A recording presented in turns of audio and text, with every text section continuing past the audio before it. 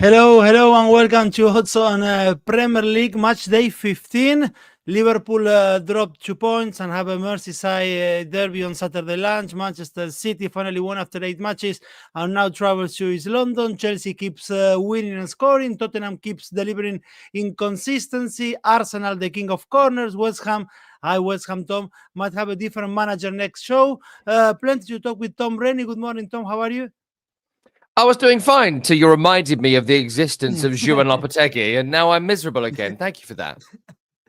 No worries. You have time until Monday to keep yourself happy. And you guys stay with us, press the like, subscribe, and let's go on with the show.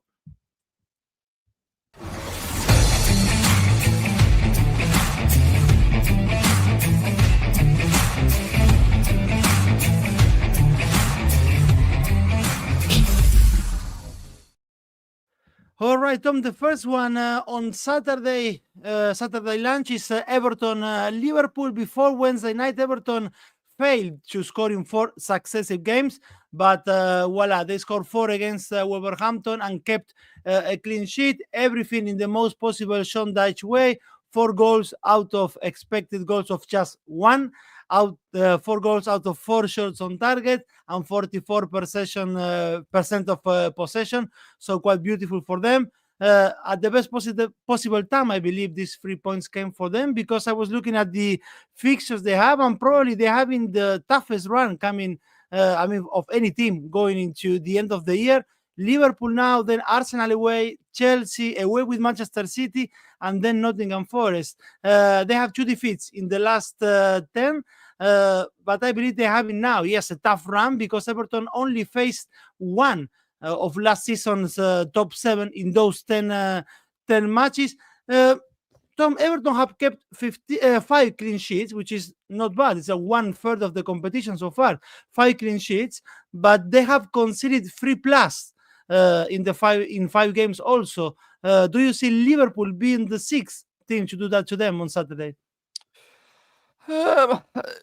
The element of this game which gives me any doubt is the fact it is the Merseyside derby. And, derbies always, wherever you are in the world, be it England or, Argentina or whatever, a big derby, you always kind of think about throwing the form book out of the window. And like last season, Liverpool were chasing the title. Klopp was in his crescendo in charge. They went to Goodison Park and they'd struggled all season. Again, Everton. And Everton won. The title race was over for Liverpool, and Everton was safe. That was only in April, and no one saw that coming. So I have my doubts on that score. But if we take away the Merseyside derby element, and it's also worth mentioning on that, it's the last ever one, barring an FA Cup draw, at Goodison Park before the move away from Goodison. So it's historic and interesting, and it could throw up something anomalous. But if you look at the recent form of Everton, yes, they won 4-0 against Wolves, and your point is absolutely right. It was very 𝗙𝗌𝗄𝗋 in every conceivable way. But take that away, it'd be 10 goals in 13. It's now 14 goals in 14. That's only a goal per game, which is still pretty poor. It's only 3 victories all season long, and as you mentioned, it's 1 in the last 5. I'm not particularly impressed by the recent form of 𝗀𝗻𝗀𝗀 alongside 𝗪𝗻𝐺𝗂𝐿𝐺𝑚𝑠 Looked good start of the season, looked good back end of last season, but has struggled since coming back into the team. I think maybe the midfield on Wednesday night when they played with Mangala and 𝗀𝗻𝗄𝐿𝐺𝑚𝑠 had a bit of movement about it. 𝗪𝗻𝗀𝗀𝗀 𝗀𝗻𝗀𝗀𝗀, I think, has got a good 60 minutes in him, but he's been playing too much. And also, I quite like the rotation of Beto and 𝐜𝐵𝗵𝗀𝗀 as well, because it's given a bit of rejuvenation to 𝐜𝐵𝗵𝗀𝗀 as well. So there are some positives, but I'm not wildly positive on Everton. And I wouldn't expect them to win here, and I'm certainly not tipping it. In terms of Liverpool, a goalkeeping error cost them at Newcastle in midweek. That game finished 3-3. Beyond that, it was clunky at times, and it wasn't amazingly aesthetically pleasing, but they always look like they can score a goal out of anything. I think maybe Curtis Jones should start this game. I know he's been in, he's been out, he's come on, he's come off. But I think there's no more form player for Liverpool right now than Curtis Jones, who scored at St. James's in midweek, along with Mo Salah, who's the form player in the league across the 14 games played. Their link-up play was great. 𝗀𝗻𝗀𝗀𝗀 was good. I do think defensively there's concerns there. Not a big fan of Joe Gomez. I think good cover player. I don't think he's anywhere near as good as 𝐾𝐿𝐴 and Van Dijk. And the Jarell Quansah at right back thing, I think, is weird. because he's not a right back and he's not particularly good. Like, he's all right, he's fine, but like, he's a good player, he's a good Bournemouth player or whatever. He's not a good Liverpool player, so I didn't really get the Alexander-Arnold dropping, and I think he should come back in this game unless there's a fitness issue or whatever that I'm not aware of. So Liverpool are favourites and take them to win at 1.4. Absolutely, throw that in your ACCA. I think they will win here. If you're looking for a way it's going to go, I think it will go with Liverpool scoring goals in both halves. Certainly Salah to score any time should be on your betting slip here.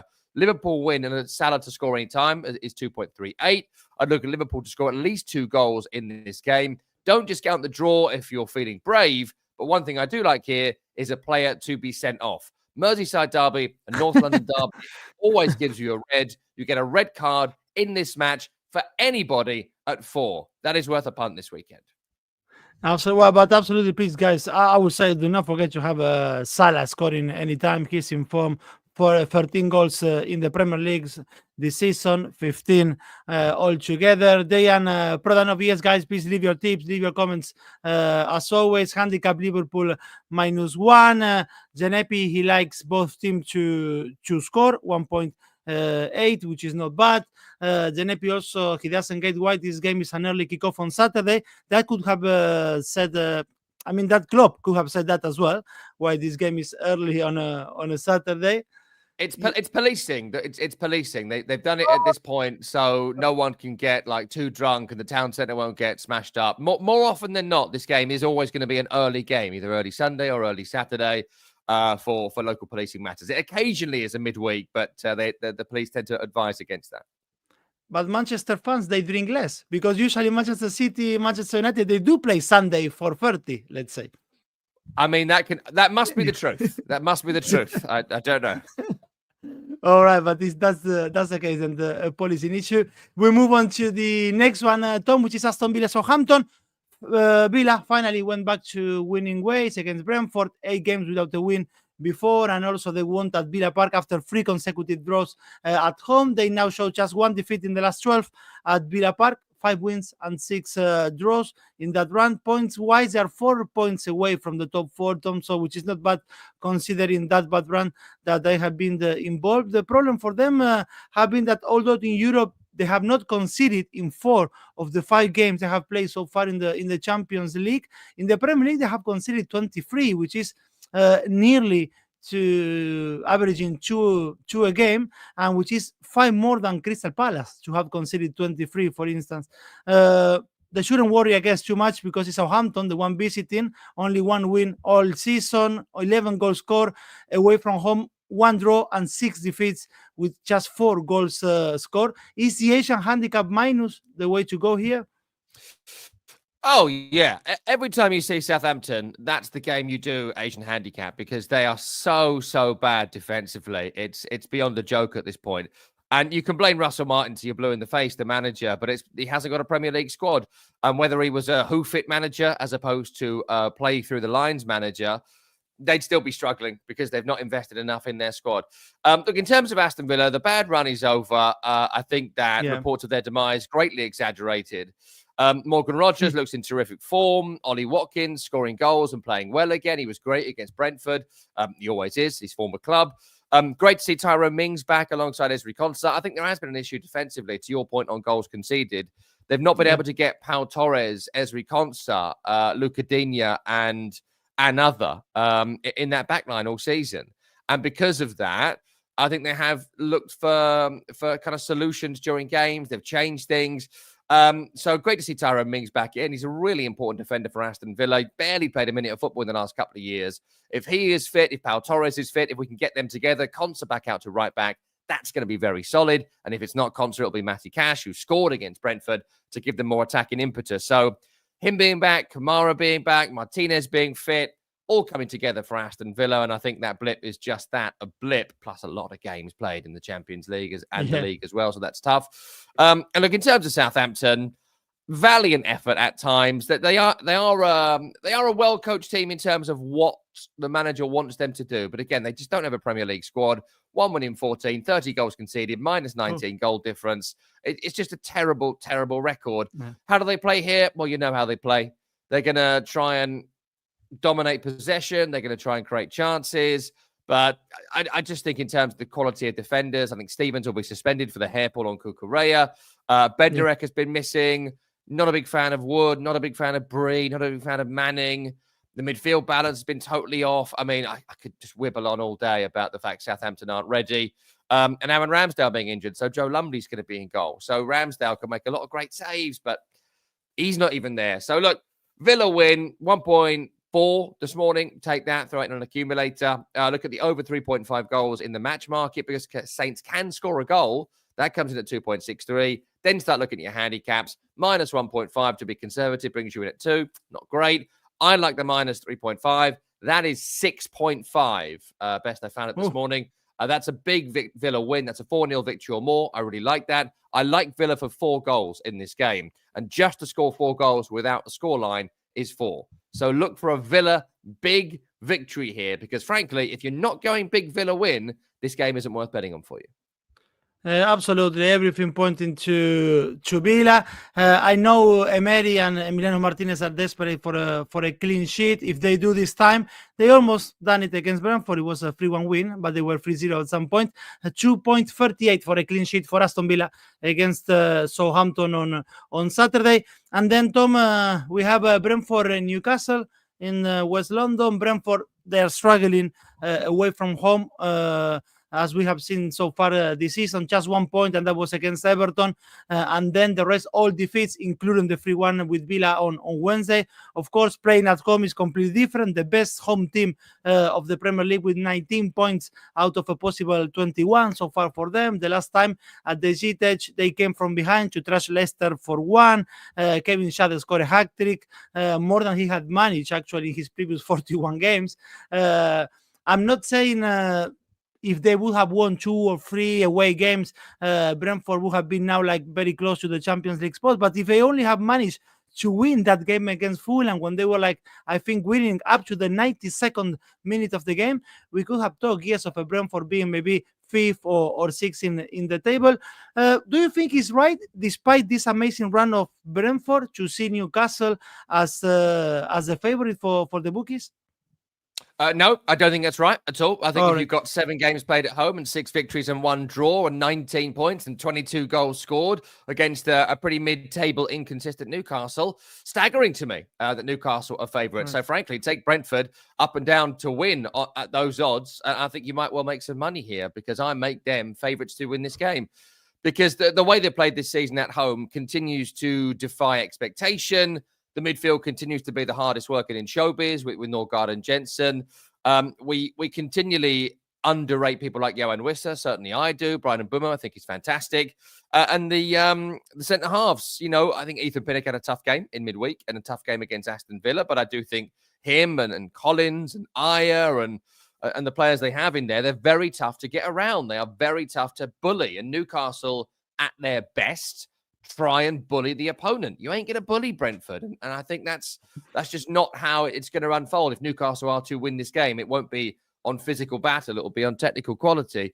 The only doubt you'd have is if Brentford start to underperform or maybe perform to sort of our expectation of them, my expectation of them. They've been so much better than that this season.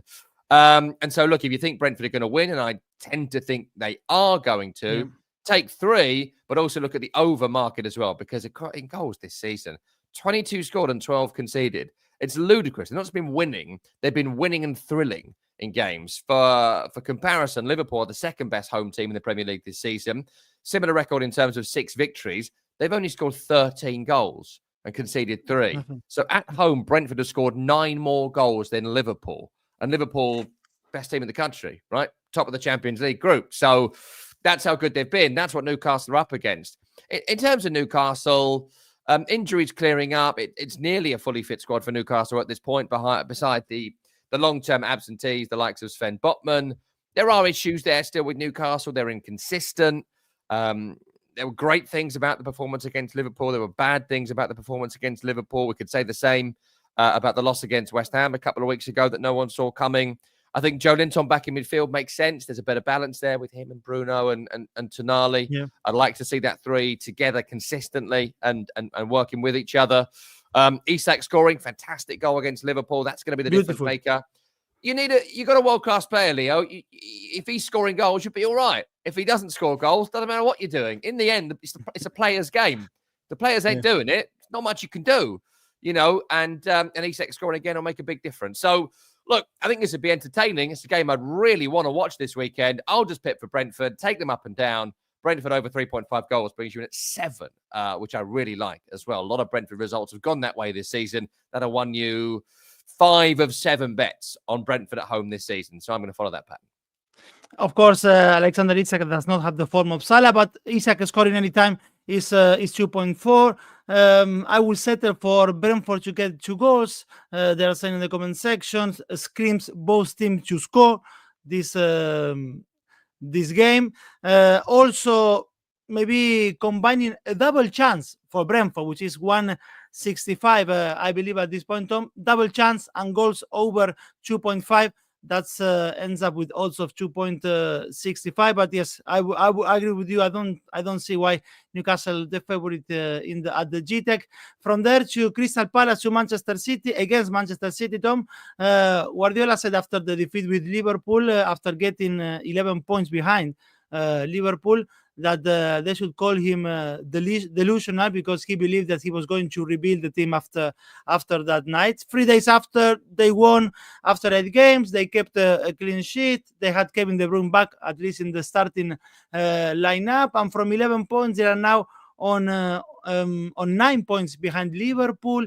And then if Liverpool draws that Merseyside derby, Tom, they are going into the game against Crystal Palace knowing that a win is going to leave them 7 points behind the leaders. And from there, we're going to start changing maybe the narrative that City can make those winning runs that we are used to in the last years. But Palace has been tough so far at home in some games, not in every game, but they defeated Tottenham. They deserve much more against Newcastle, and they managed only to equalize at the end with Daniel Munoz. Liverpool had it tough as well when they had to travel there. Could they believe of taking anything from Manchester City despite Pep going back to winning ways? No. Crystal Palace. Okay. Look, Crystal Palace, good victory for them at Ipswich Town. They are going to get relegated this season, but it is going to be a season-long battle. At home this season, it's 1 victory. It's 4 goals scored in 7 matches. Yes. They should have lost against Newcastle last time out. I know that according to 𝐿𝐴𝐴𝐺 or whatever, they should have got something from it, but they never looked really threatening until that kind of late stage. And I just think I have a lot of doubts about them. I think we've not seen a midfield of 𝗿𝗏𝗏 and Wharton at really any point this season. I think that would have been a good balance. We've barely seen it. 𝐬𝐻𝐧𝐧𝐞𝐿 is playing, but he's only got about 60 minutes in him. It's good for Palace that Mateta scored in midweek. He's going to be crucial if they're going to get up the table. And there's some good elements about 𝐿𝐴𝐴𝐺 and 𝐴𝐴𝐺 at the back, but 𝐴𝐴𝐺's been quite poor across the season, really, compared to the player we saw at the European Championship during the summer. It's evident he wants to leave, and he's been nowhere near his top form. So I don't have much faith in Crystal Palace. The form guide doesn't suggest it. And look, with Manchester City, Kevin De Bruyne's back. If you have the best player in the Premier League, which I think they still do in Kevin De Bruyne, the legs are going. He looks a little bit overweight. He hasn't played much football, and he's been carrying injuries. Sure, absolutely. He's basically delivered the Premier League title 6 times for Man City with how good he has been. So to have him out, to have Rodri out, it was always going to be a problem. And look, Pep Guardiola is the greatest coach of his generation, but you can't do it without a bunch of world-class players. And the world-class players have all been out. So De Bruyne being back made a massive difference in midweek. De Bruyne will hopefully, all being well, be playing in this game as well. And if he is, I think Man City win it because he is just the best player in the division. He'll be the best player on the field. He will single-handedly drag Man City out of this mess over the next few weeks. So Man City win at 1.65, quite long for Man City. I would just take that. I think that's fine. Yeah. Kevin De Bruyne, I think, is going to be the difference maker. Take him to score in this game as he scored in midweek. And Man City win, double that up. That brings you in at 5. I still think it'll be quite a narrow win, only because there's so many City players scrambling around for form. And Palace, if they lose at home, they don't tend to get thrashed. I mentioned 4 goals scored, but it's only 8 goals conceded. It's pretty decent. That's just over 1 per game. So look at the group bet here. You know I love a group bet. It's double your money here for a low-scoring group bet of the 3 most common score lines in football. 1-0, 2-0, 2-1 to City is 3. Sir Ivan say Manchester City win and over 1.5. That will take your odds closer to 2. As well, Manchester City over 1.4 goals in the second half. That's what Levy says. But that's also from Gersau. Haaland to score a hat-trick. Well, I would be surprised. Well, I don't know if surprised, but he's not showing all the team. That's fun for him to score 3. But if Kevin De Bruyne is back again from in the starting lineup, Tom, that could also benefit Haaland for sure. From Crystal Palace, Nottingham Forest to Manchester United, Nottingham Forest. We're going first defeat for Amorim as Manchester United manager on Wednesday at the Emirates. Tom, I don't know if we see often what Ruben Amorim is doing, this kind of like casting he's doing on some positions and with some players, because he's not rotating to balance the loads on his players. He's changing names game after game to see who can and who cannot do what he needs to play his brand of football. With Arsenal, there were times in the first half when the build-up was good and quick, but most of the time Manchester United was dominated and not entertaining. Anyway, last time at Old Trafford, we saw them winning 4-0 against Everton, and Nottingham Forest lost 3 of their last 4, conceding 9 times in those defeats, 3 with Newcastle, 3 with Arsenal, and 3 with Manchester City. Are they running out of steam at this point, Forest, Tom, or is what the fixtures are for them? Well, Forest weren't going to win the league and they weren't going to qualify for the Champions League. So, I think running out of steam is unfair. I think that they are going to be able to pick up some big wins and they're going to suffer several losses because they're a mid-table Premier League team. Got a good manager. They play a good way, but it's not an amazing squad. There's every chance they could finish 6th. There's every chance they could still finish 15th. We'll have to see how the season sort of plays out. When Chris Wood stops scoring, I wonder where they'll be. But look, let's start with Manchester United. Look, in the next few weeks, Ruben Amorim has been given this extraordinary amount of rope, and maybe he has to be given it, and maybe negotiate in advance. He's basically, I think, gone in and said, I'm going to try and recreate Sporting Club de Portugal in Manchester. And they said, okay, we want that. How long it'll take? And he said, could be years, don't know. And they've apparently got on board with that, because your point is the right one. It's just open auditions for everybody. It's audition for Malacia at Arsenal in midweek, as it's been for Amad Diallo before that. Suddenly Mason Mount's getting a game out of nowhere, which was surprising for a lot of people. I think they're trying to find some sort of role for him at the club. It's Højlund, it's 𝗀𝗀, it's Rashford up front. Apart from Onana, I don't really think anyone's position is currently safe with Manchester United. And look, away from the name, they're lower mid-table. They're in the same bucket right now as West Ham and 1 or 2 others. So you think, well, it should be doing better than that, but they're not. They've all, of course, sacked the manager. There's no chance for a top 4 finish. Nowhere near it. They're never going to get into. I mean, the top 4, I think, is probably set for this season, with all of them being in the title race, and everyone else is scrambling for Europa, Conference, and Cups. So United are nowhere near that. There's no way of winning the league. There's very little chance of the Champions League. So what are we doing here? He is basically going to take 25 games to test it out for next season. Extraordinary. And that might lead to some big wins. That might lead to some embarrassing defeats. It might click really quickly, but I think there's a few players that are going to be shuffled on as soon as possible. Maguire, Mount, Garnacho maybe, Dalot, Malacia.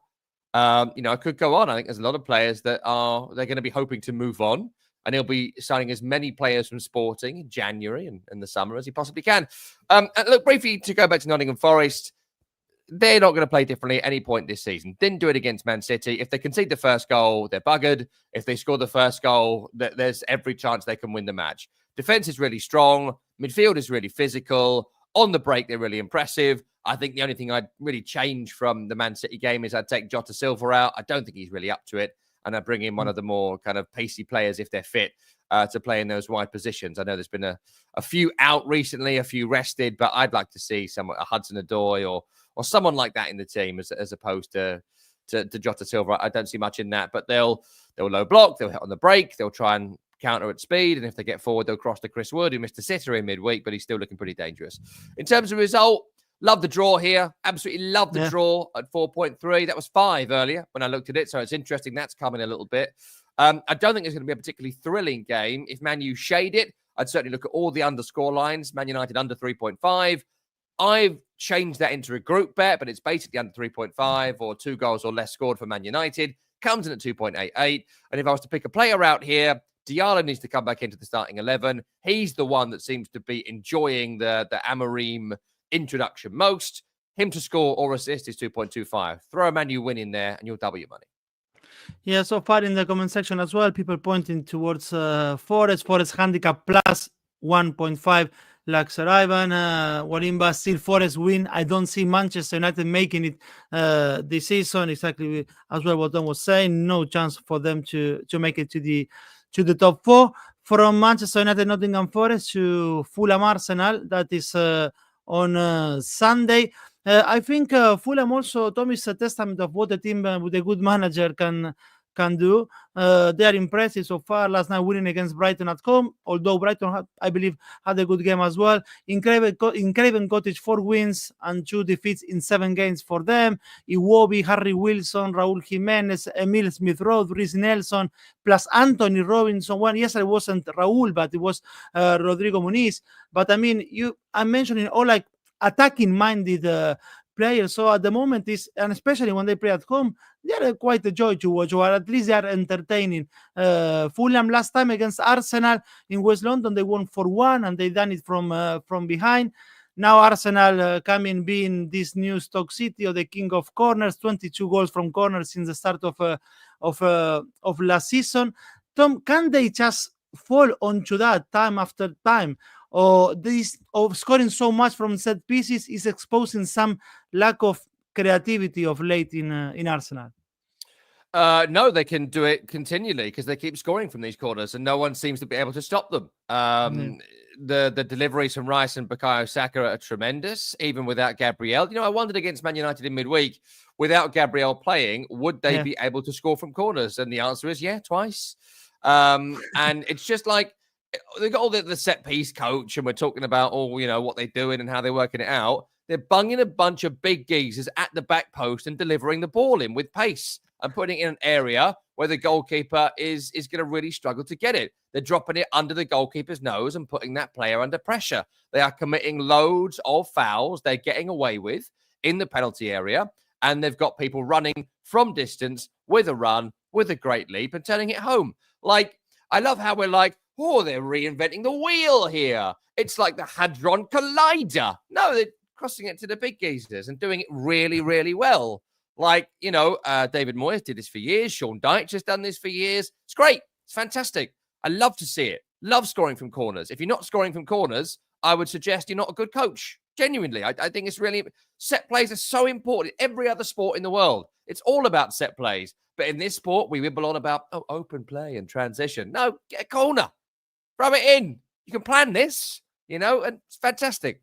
And long may it continue for them. I do think that there is a conversation to be had about the fact they're not doing a great deal from open play, but the games change when goals go in, right? Like, it's such a cliche, but it's so true. Goals change games. At 0-0, they might see a bit more 𝗛𝗏𝗏. They might be a bit more daring with Saka going down the right wing. But when you're 1-0 up, you don't need to.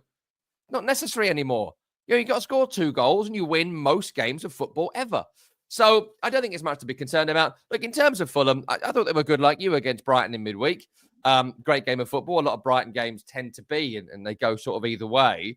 And I think Marco Silva is a very good coach. He's clearly got a bunch of players who believe in him. He's getting good performances out of individuals previously written off. I think 𝐬𝐿𝐵𝗿𝗏 and Smith-Rowe are the most evident examples of that. But I do think that Raúl Jiménez has dried up. Rodrigo Muniz is not scoring goals across a 10-year career in the Premier League. You can't really rely on Alex 𝐬𝐿𝐵𝗿𝗏 to do it consistently. Look, good team, well coached, 8th, right? That's what's going to happen here, and it'll be a great season. And Marco Silva will get the move his heart so desperately desires. In terms of this game, take the Arsenal win. I think you have to. Every game, bet on the Arsenal win at the moment because they're in such good form. 1.65 is not too bad, actually. That's because how good Fulham have been at home this season.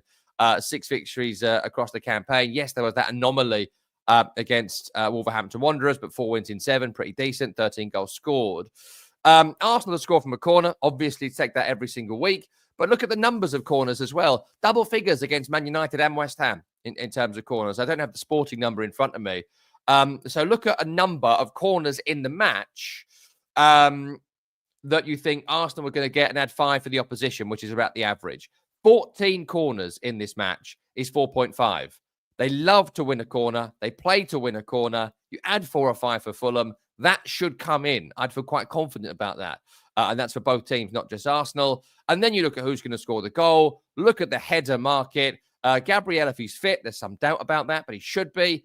To score a header is 8. If it's not him, it should be Saliba. Saliba to score a header is 23. Bit wild, but like the centre-half to score a header and Arsenal will have loads of corners. It keeps happening, so why not bet on it? I completely agree, of course, that the Arsenal is the way here. I don't know, I have the feeling, Tom, that I'm trusting more Arsenal playing the Big Six than when they have to go and play these kind of games like now on Sunday against Fulham in West London. But yes, all Arsenal and both seem to score. They were suggesting as well in the comments. Can you see Fulham not winning the game, actually losing it, but scoring? Yeah, I can definitely see Fulham scoring. I think they've got a lot of goal threat this season. We mentioned the numbers that are pretty impressive at 𝐿𝐵𝐵𝐴𝐵𝐵𝐻 Cottage. I mean, yeah, that's, you know what, it's a really interesting point, that as well. How many times does a player go on to score against their former club? And Fulham these days are basically Arsenal B. Reiss Nelson, Smith Rowe, 𝐬𝐿𝐵𝐵𝐴𝐵𝐵. So there's every chance one of the old boys does score against them, but we'll see. Perfect. So that was Fulham Arsenal. From there, we move on to Ipswich and Bournemouth. If tomorrow, Tom, any Bournemouth players invite me to play a 5-a-side, I will make sure I'm not in the same team than Dango Ouattara, because yesterday he missed so many chances for them in the second half. They won against Tottenham 1-0, but it could have been like 4 or 5 in the second half. I think they recorded 16 shots just on the second half. They are as well such a well-drilled team, this Bournemouth. 𝐿𝐴𝐵𝐻, if playing for City, I believe he will be scoring more and playing better than Doku. Zabarni, Huijsen, and Senesi are very decent centre back. Well, Huijsen has a great future. He's only 19, scoring yesterday the winning goal. Ryan Christie, one of my favorite midfielders. Many times I believe he goes under the radar, but he's pure class in midfield. And when you look at the odds and see odds of 2 for Bournemouth to win, I like that. I don't know, how is your view against this Ipswich, which is struggling, as we always thought? I wouldn't touch a team with 1 win all season to win. I'll tell you that for nothing right now. So I'd go nowhere near Ipswich. I have a couple of times been drawn into them because of the opponent, but the Crystal Palace game in midweek was the final straw for me. That was such an important game. They had to win it, and they played poorly. I thought they would. I get drawn in by the fact they do play some nice football, and I think 𝐷eLapp and Hutchinson and 1 or 2 others are reasonably threatening. But at this point, it's curtains for Ipswich Town. They aren't going to sack McKenna, and they shouldn't sack McKenna, by the way, the manager. He should take them back down and come back up again, and they should just enjoy the ride here and maybe picking up 3 or 4 wins between now and the end of the season, because that's all this is going to be for Ipswich, a brief sojourn back in the Premier League. You know how they're going to play. They'll probably have slightly more of the ball. It'll be quite open. They'll have a couple of chances, but it's the quality league. And even if teams are out of form, do they have the quality? Yes, then they're going to be okay. That generally is the case. There are very few too good to go down moments in Premier League history. You know there aren't that many because you can probably count them on one hand, right? And the last really great squad to go down was probably West Ham 20 years ago. So I just don't really see much hope for Ipswich Town across the campaign. In terms of Bournemouth, you know, you and I, you mentioned, did that game against Tottenham, and they were in total control. Just total control of the match. Perfectly well coached, perfectly well managed. But again, it wasn't that way until the goal. The goal was really important, and it comes from, where's it come? A set piece. Score from corners, guys. If you're not scoring from corners, you are failing. You are failing as a club. You are failing as a coaching staff.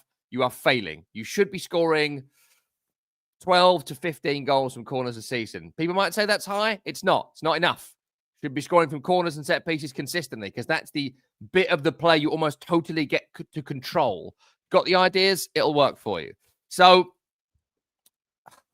I can't see Ipswich winning. I think Bournemouth are a better team. We don't know about injuries from midweek, but I think if Tyler Adams is fit, who just basically kicks James Maddison out of the game in midweek, if the defence remains the same, maybe you'd bring in a couple of players for fitness reasons. But if 𝐿𝐵𝐴𝐵𝐻 is fit, and he came off in midweek as he usually does, if Evan Nielsen is fit, if 𝐸menyo is fit, Bournemouth win this game. Take the Bournemouth win at 2.1. The odds are quite nice there. I do sort of think there'll be goals in this game. For Bournemouth, it's 21 goals scored, 19 conceded. Leicester, Ipswich, 13 goals scored, 25 conceded. That's a pretty good average on goals. Both teams to score and Bournemouth win brings you double your money, 3.5. Some people pointing to Ipswich double chance and goals under 3.5. Well, just Ipswich double chance on its own is 1.80, but again, I don't know if I see that. Maybe also people pointed to the fact that away from home, Bournemouth haven't been impressive. Away from home, away from the Vitality, they actually recorded a defeat 1-0 against Leicester in this Prem. But yes, I would, provided for what I seen yesterday or this week, I believe should be going the Bournemouth way, this game against Ipswich in Portman Road. The next one we have is Leicester and Brighton. How many times we have seen the same goal this season, Tom, when teams trying to play from the back, the goalkeeper plays in a pass to the midfielder under pressure with the man behind. The last one happened last night in Craven Cottage. That's how Fulham scored the first one against Brighton. And it's a shame because, as I said before, I think Brighton played a good game. They created chances. They did not take them, and that mistake early in the game cost them too much. Mixed result lately for them: 2 wins, 2 defeats, and 1 draw in the last 5. Leicester having Ruud van Nistelrooy now as the new manager. They won the game, his first game against West Ham. The run before the end of the year is going to be tough for Leicester and Van Nistelrooy. Brighton now, then Newcastle, Liverpool, Manchester City in 4 of the next 5 games. Do you expect goals here with Brighton involved, Tom? Yeah, definitely goals is what I've been looking at in this game. Leicester's problem has not been goals this season. 19 goals scored, 28 goals conceded. Lots of fun to be had there. Brighton numbers are pretty good, 23 and 20 that scored and conceded. So I would expect goals, and I'd look at the both teams to score market here. In terms of Leicester, let's get this absolutely right. They were useless on Tuesday. Absolutely useless. They were played off the park by West Ham United for long spells of that game. The reason West Ham lost it is because 𝐿oPoteguy is a bad coach who can't read a game of football. All he had to do was set up 10 yards deeper in the opening 10 minutes to stop the ball to Vardy. Couldn't do it because he's stupid. And Ruud van Nistelrooy took advantage of that. But let's get this absolutely right. They were bad, Leicester.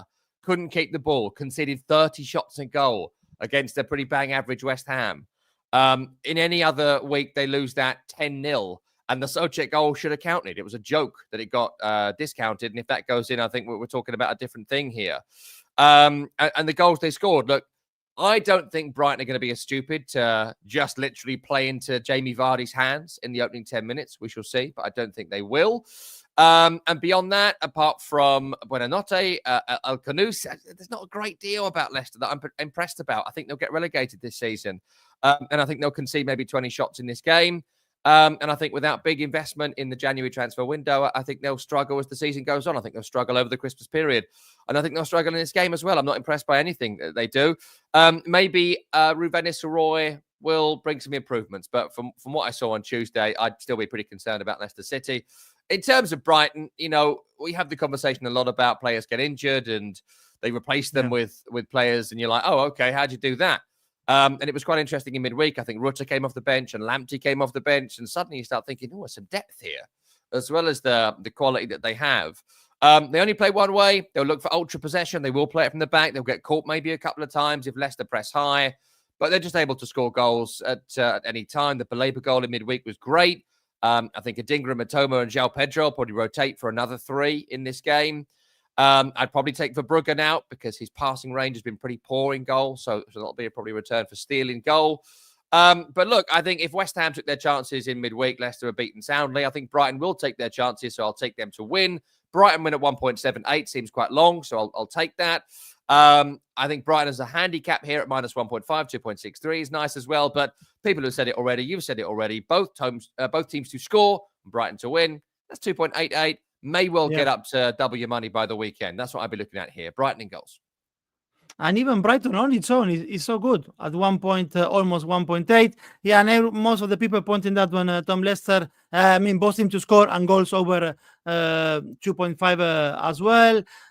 West Ham should have scored 5. Eric is saying 𝗀𝗀𝗀𝗀, Van Nistelrooy got the mojo. 𝗀𝗀𝗀𝗀 as well. Easy, both teams to score and goals over 2.5.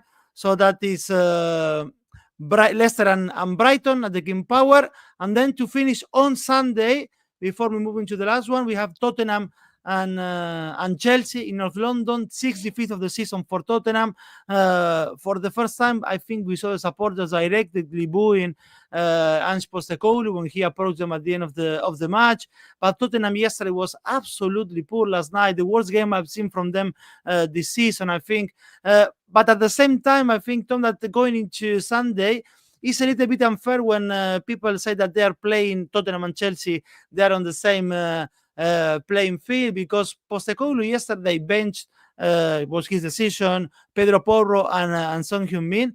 And when he was looking around to find answers in the second half, he has Timo Werner or Lucas Bergwall. Anyway, the guy is very young. He might have a promising future, but there's no much more. And Maresca could put not his strongest starting against Southampton, and he still can play João Felix. He can still play Sancho on the right wing. He can play 𝐿𝐵𝗀𝐿. I mean, it's not the same. When you invest £1,000 million, is never the same for both of them. This said, Tom, and we know how much Tottenham, and playing at home, they tend to score, and the goal scoring from Chelsea.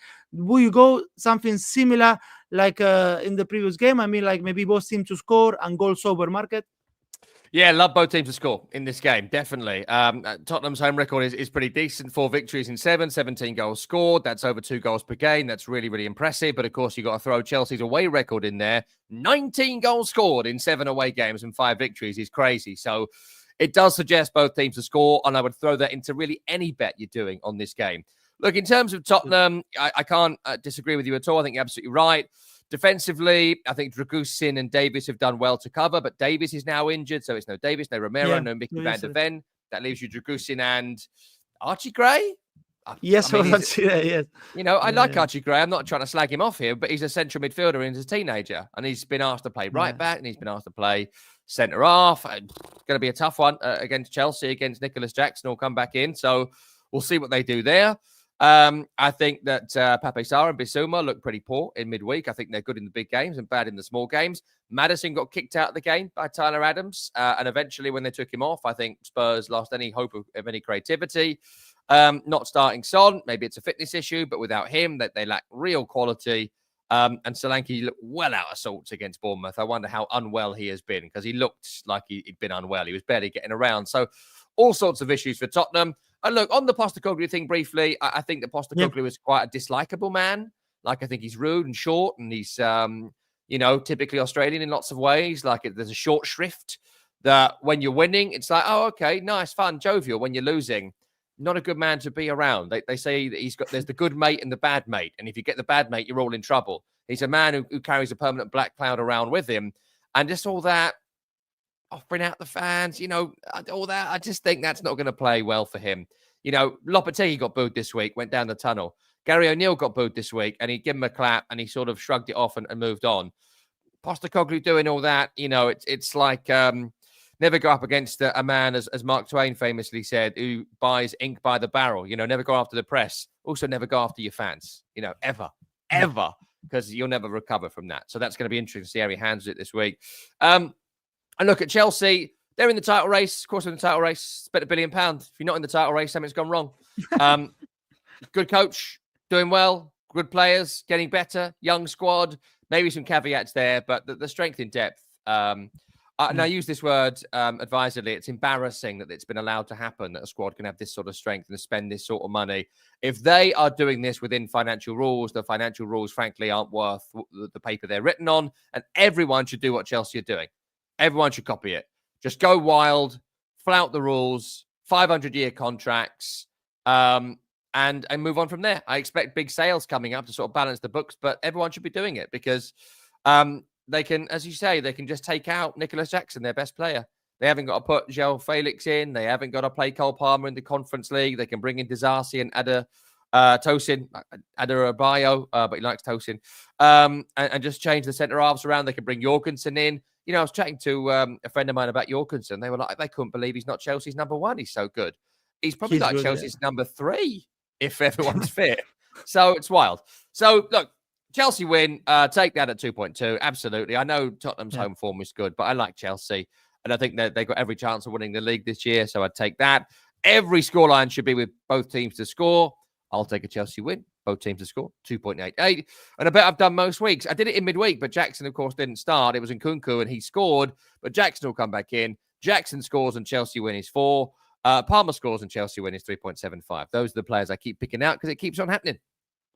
Yes, Nicolas Jackson, anytime goal scorer, Mills 40-40, Angel Piri, the same that you mentioned, a straight win for Chelsea, Saraiva, an easy win for Chelsea. This is going to be a mess, someone saying as well. The last time at in North London between these two teams was crazy with that Tottenham high line and playing with nine players at the beginning of last season.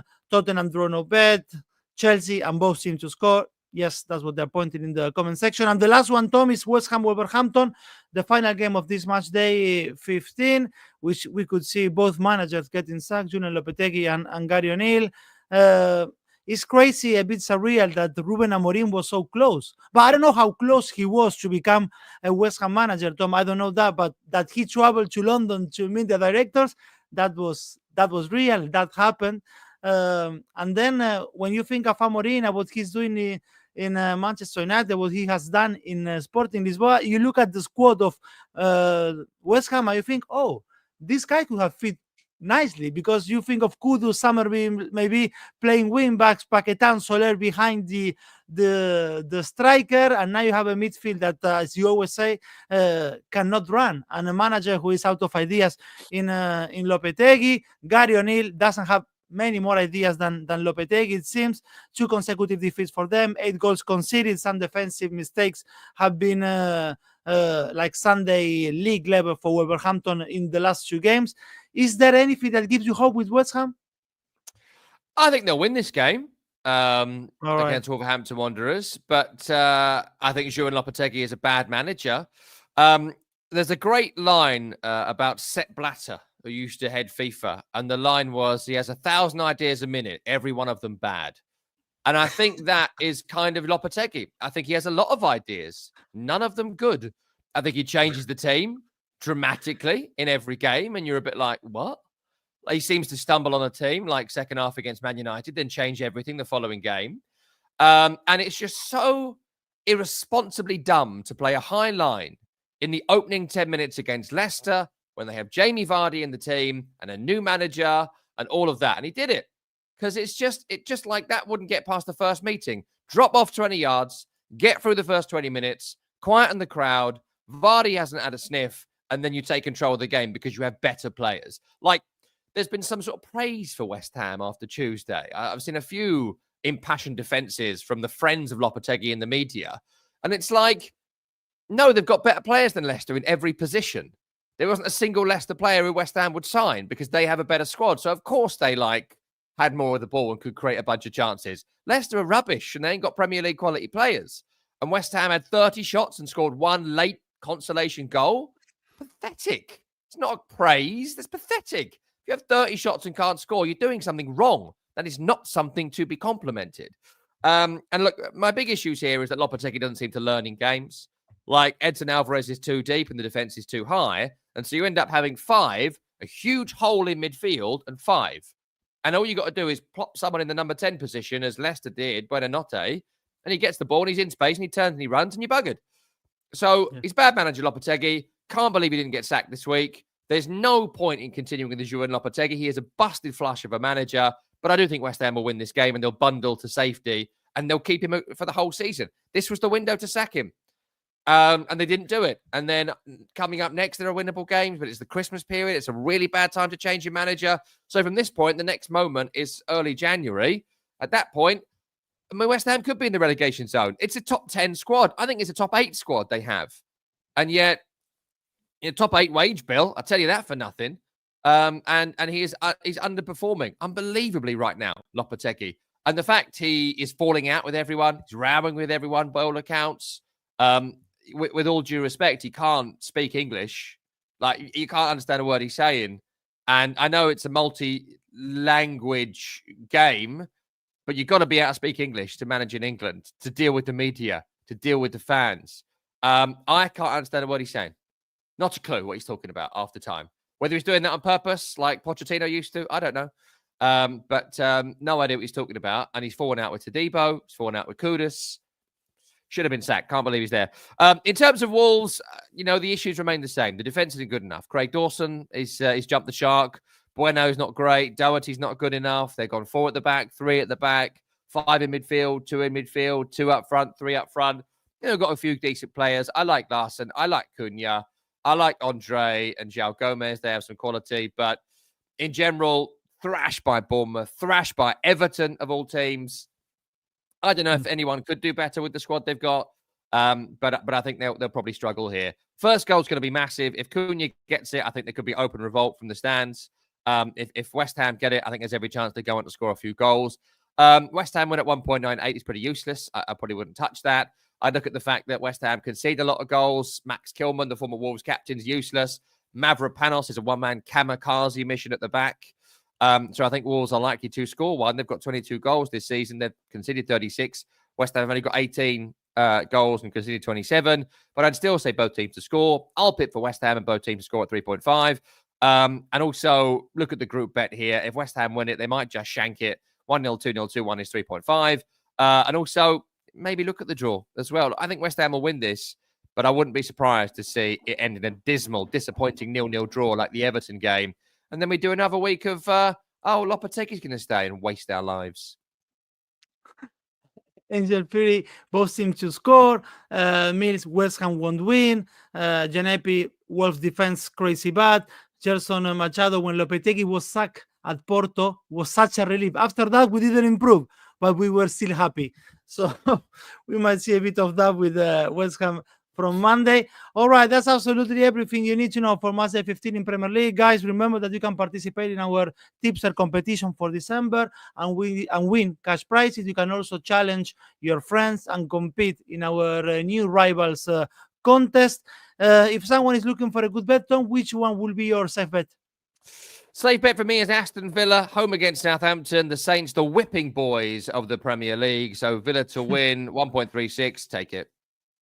And what's your 𝐿𝐴𝐴? Gone for a quadruple this week. My trebles have been coming off, and there's actually 4 real big favourites this week. Liverpool to win against Everton is probably the biggest risk in the portfolio, but league leaders, so you bet on them. Villa, I've mentioned, I think they're big favourites to win. But City and Arsenal in there as well. 4.73. Liverpool, Villa, City, and Arsenal all to win. Okay, fingers crossed then for the attack. Tom, thanks, guys, for watching. Don't forget to leave us your comment in the video, your tips, your 𝐿𝐴𝐴s. Tom, many thanks. A pleasure as usual. Bye-bye.